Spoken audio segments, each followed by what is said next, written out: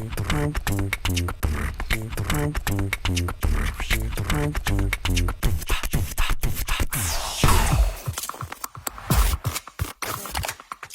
comment here, very important question coming from Luis Muya. Luis Muya is asking you, Asheke, what is the typical cost of a financial plan from an advisor?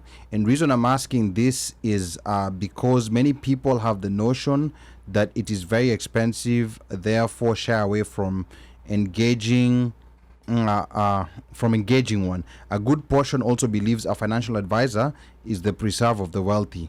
Also, does a person engage a financial advisor only when ready to invest, follow the plan, or can he engage one just to gauge one's financial health and options available? This is a very good question coming from Luis Muya. I'm gonna let you answer this, Washeke, and then we're gonna go to DJ Omosh Fire. So Washeke, what? The time you engage a financial advisor is when your first job is when you engage a financial advisor, because you know why?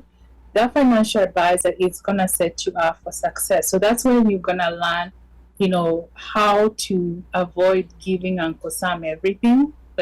So you're gonna reduce your taxable income.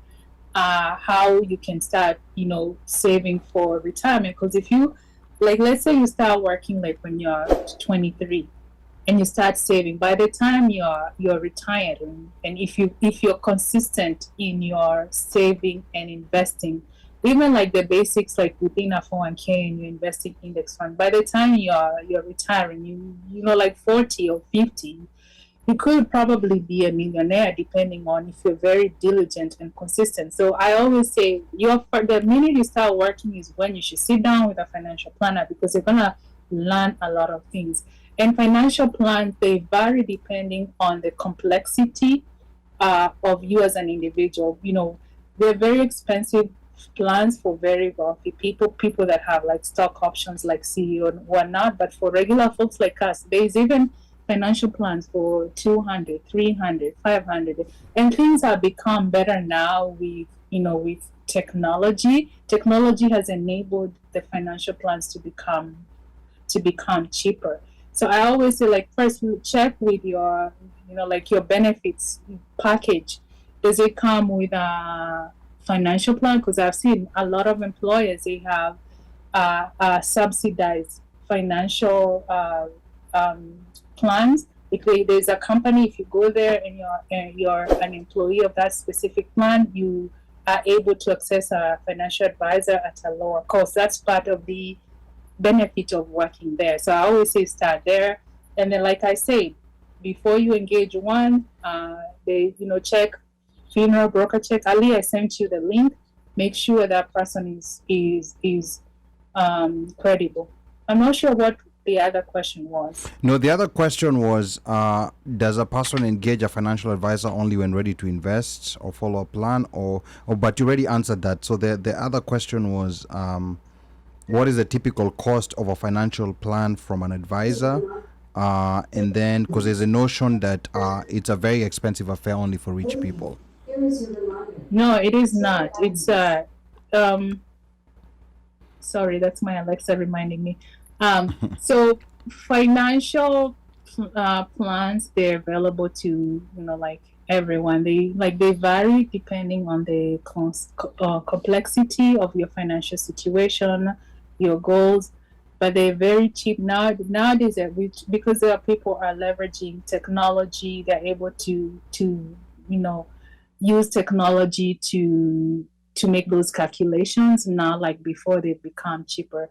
I'm not sure, but I have seen plans that vary between 300 to 1,200, and that's cheap, because to me, I consider even 1,500 cheap, because you're gonna avoid a lot of the mistakes. Because I have sat down with years ago, over 10 years ago, sat down and looked at, this is how much you make, this is how much you're bringing home. Okay, do you have a emergency fund? This is how much you need to save in your emergency fund. Okay, this is how much protection you need based on your family dynamics. oh, this is how you can do you, or you're planning to buy a home in the next 5 years. This is what we can do to build your credit and to save money, or these are the programs available for you to access down payment assistance and whatnot. So when you sit with a financial planner who's knowledgeable, you're able to avoid a lot of the mistakes because that person is knowledgeable. And include your kids. Like, I'm very, very candid. I've been very candid with my daughter about everything, including death. She knows everything. I sometimes we spare our kids, but it ends up hurting them. So I've been very candid. There's nothing she doesn't know. I always tell her the privilege she has is because of, what I do, the steps I make, that if you want to have the privileged life as an adult, you have to be better than me. You have to do what I'm doing, but be better. Otherwise, it's not going to work. And you have to show them by example. You cannot, you cannot tell them to drink water and you're drinking wine. You have to show them by example and, step by step. And let them know, like if something happens, like a lot of people lost jobs during COVID and they had to, reduce their expenditure. That is the time you involve your kids. Come with your kids and say, these are the things we're spending. We have cable, we have Netflix, we have whatnot. What can we take away from this? Because we cannot sustain this with unemployment. What can we take away from this monthly? Let them decide.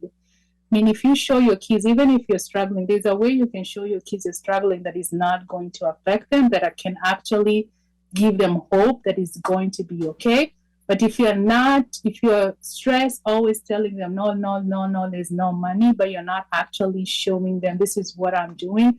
Like you scar them. But when you show them, okay, this is what has happened. I'm only getting 40% because I'm on unemployment. So cable has to go, but we can still keep Netflix, or we eat out, once a week. That has to go, or we can do once a month. And I always say, this is what I have done. I have shown my daughter is creating experiences. So for instance, one of the things we do, like now she understands, instead of having that big birthday party that it's not even for kids, it's the way we do birthday party as Kenyans is never even for kids. Wacha kuchoma wewe, unachoma. It's for us. We come, we party. Like yes. Even the people that come, they're drinking and whatnot. They don't even, some of them don't even come with a gift or even know who's the child who's celebrating. The gift so is for a gift us, card. like what my daughter prefers now experiences. She prefers to go on vacation. She prefers to go somewhere. So what we do is we'll just buy pizza and cake and take you to class. Her classmates will sing a happy birthday. Na yo imeisha. If I spend a lot, it's probably $50. That's it. Like that's 1,000 I would have spent entertaining people. We go to somewhere. We go to Maldives or Mexico or what have you. Creating experiences. That is what I've taught her, is about quality, not quantity, and creating experiences versus accumulating material things that don't even matter.